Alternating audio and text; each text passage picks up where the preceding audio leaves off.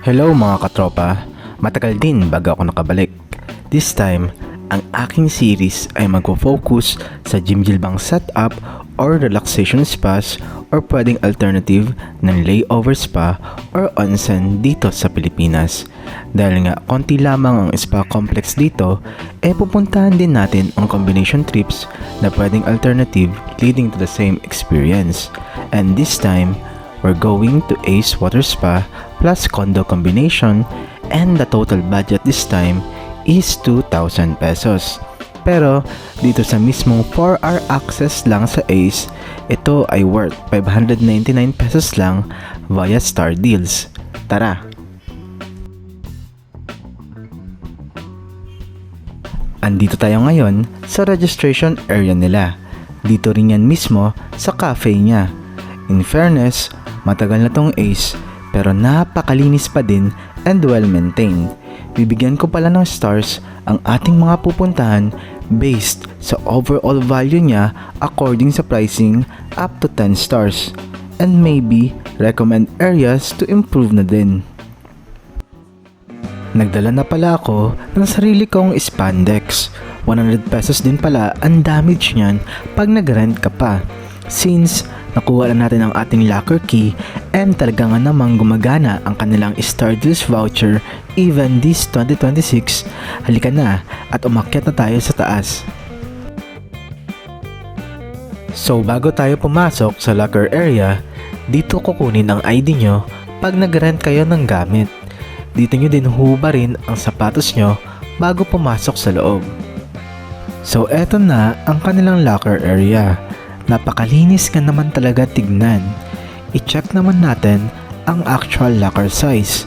Ganito siya kalaki at may dalawang compartment. Kasya na dito ang isang travel bag. Punta naman tayo sa may shower area niya. Kung nakikita nyo, bawal ang video dito. Sadyang walang tao nung nag-shoot ako. Part ng amenities nila is yung all-in-one shampoo and soap. So hindi mo na kailangan pa magdala. Meron din silang hot and cold option. And by the way, required na magbanlaw muna bago pumunta sa main area. Ngayon, this makes the gym-gilbang experience. Alam niyo na kasi ang jet water pool ng Ace Water Spa. So hindi ko na vinidyohan. Similar lang din siya sa Hotel Seoul. Etong clip na to, basically, ganito din ang meron sa jet water pool nila. Syempre, sa isang totoong gym-gilbang, hindi mawawala ang hot pools. May 3 scented flavors yan, depende sa init o temperature. Eto talaga siya sa Ace. Diba ang ganda tignan sa loob? Meron din pala silang steam and dry sauna na hindi ko na nakuhaan. Oh, and isang napakalaking cold plunge. O diba? Perfect na perfect. After nyo magbabad for 4 hours, pwede kayong mag-lounge sa cafe nila. Wala namang time limit dito bukod sa swimming part. Syempre, kailangan kapag true spa or gym-gilbang experience is yung lounge and activity area. Sa Ace, since andun na ang therapy, need natin maganap ng condo unit na parang hotel setup. Medyo pricey kung dito tayo mag-hotel. Kaya, kung vegetarian ka, the best option is to book via Agoda and check the latest cheapest rates.